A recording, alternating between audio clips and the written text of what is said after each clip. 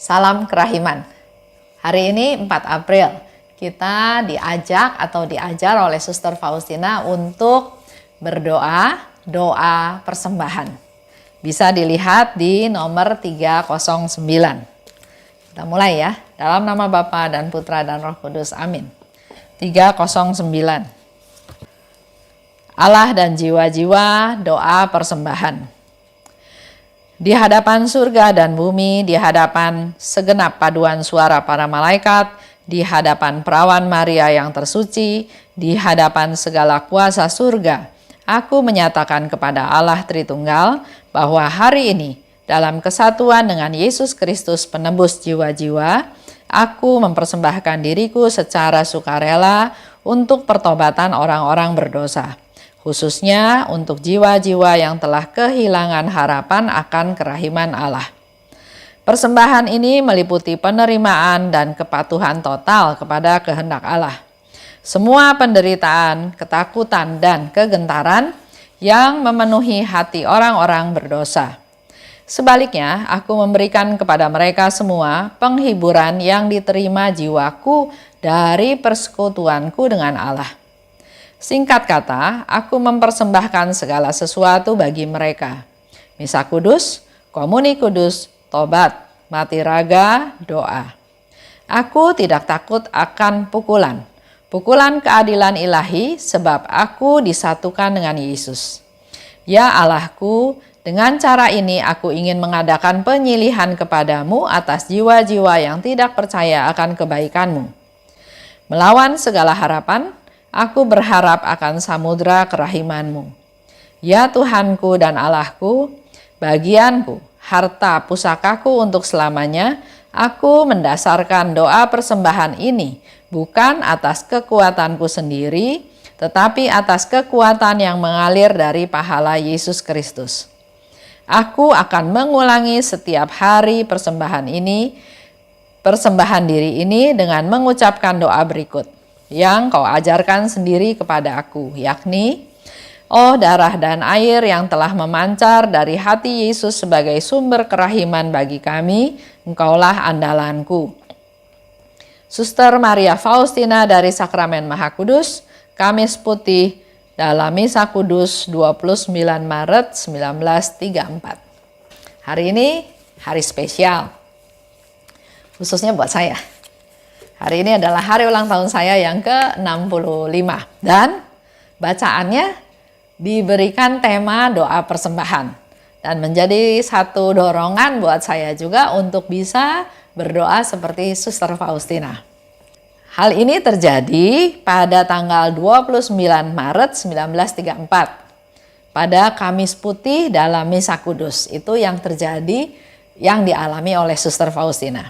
Yesus berkata, aku ingin agar engkau mempersembahkan dirimu bagi orang-orang berdosa, khususnya jiwa-jiwa yang telah kehilangan harapan akan kerahiman Allah.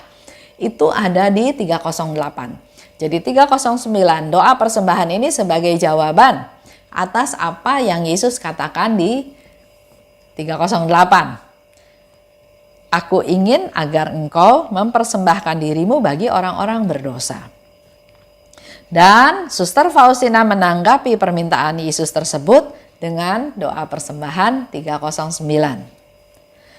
Dikatakan oleh Suster Faustina dalam doanya, di hadapan surga dan bumi, di hadapan segenap paduan suara para malaikat, di hadapan perawan Maria yang tersuci, di hadapan segala kuasa surga, aku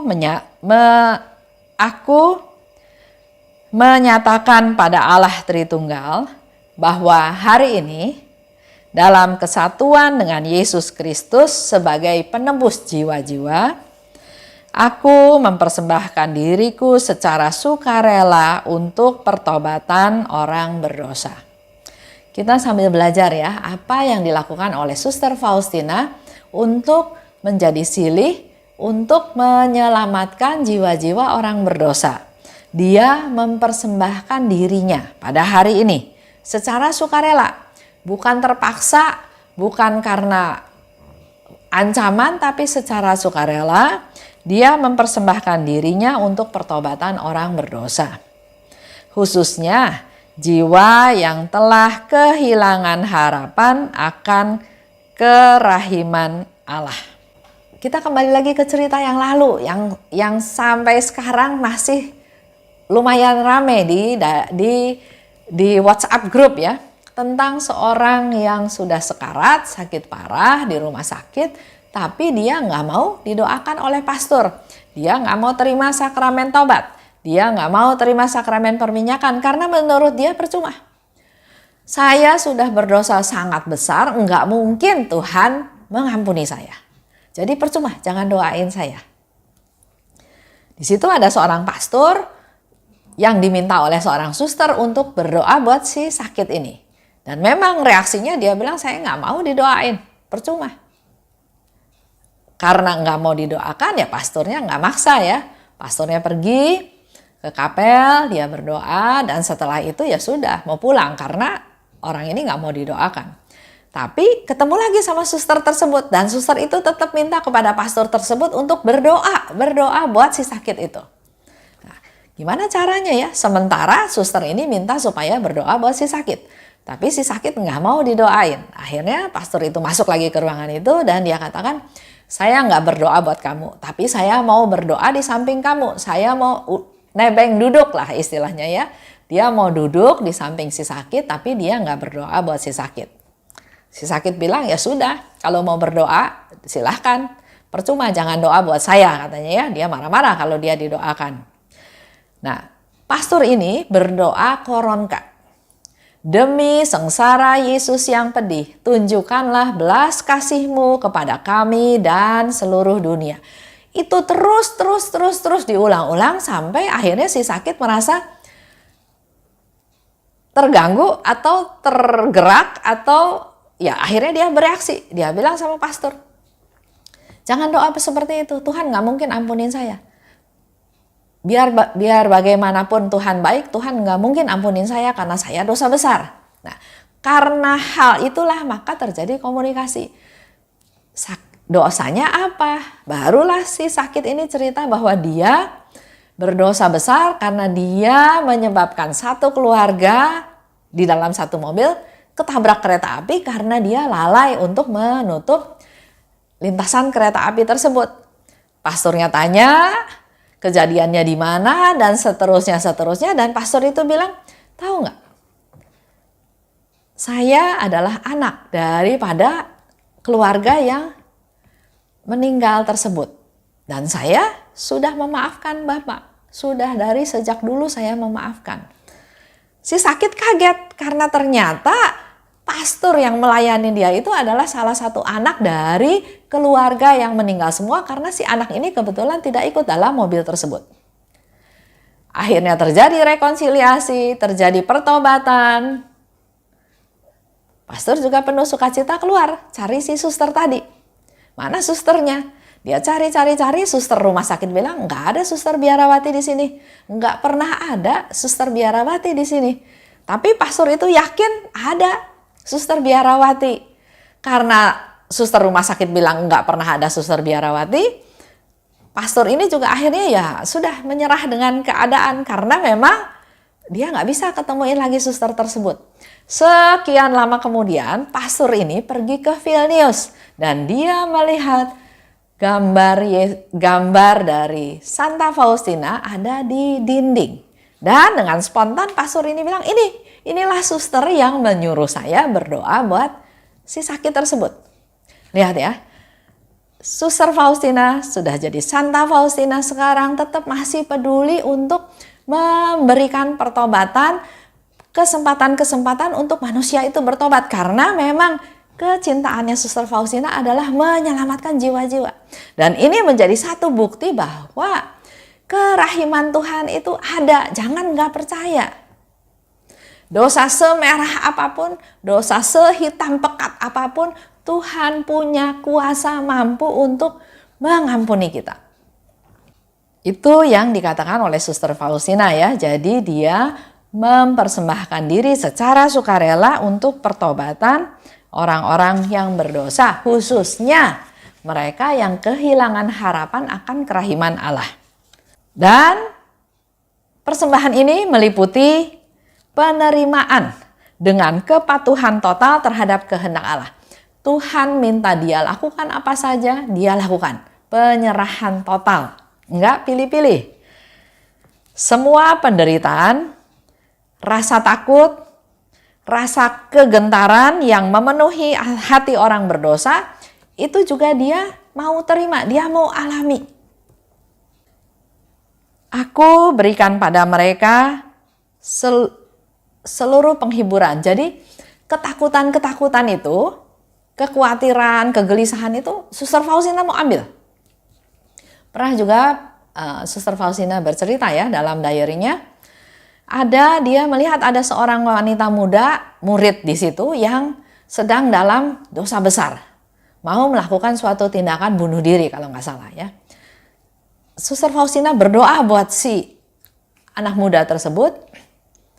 Dia berdoa dan dia yang merasakan ketakutan sakratul maut pada saat orang yang mau bunuh diri itu ternyata penuh dengan ketakutan.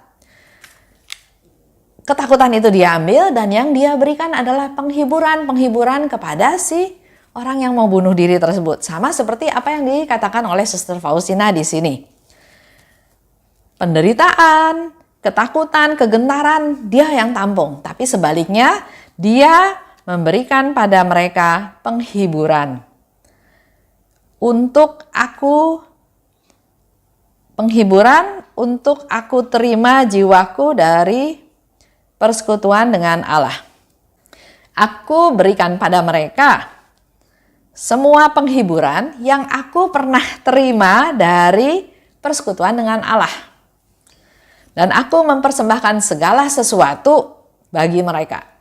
Ada misa kudus, ada komuni kudus, ada doa, ada adorasi, ada mati raga, itu semua Suster Faustina berikan untuk menjadi silih, menjadi pengganti terhadap keselamatan jiwa-jiwa dari orang-orang berdosa tersebut. Aku nggak takut pukulan katanya ya. Pukulan keadilan ilahi karena aku disatukan dengan Yesus. Jadi ada penderitaan apapun dia bisa tanggung karena dia bersatu dengan Yesus.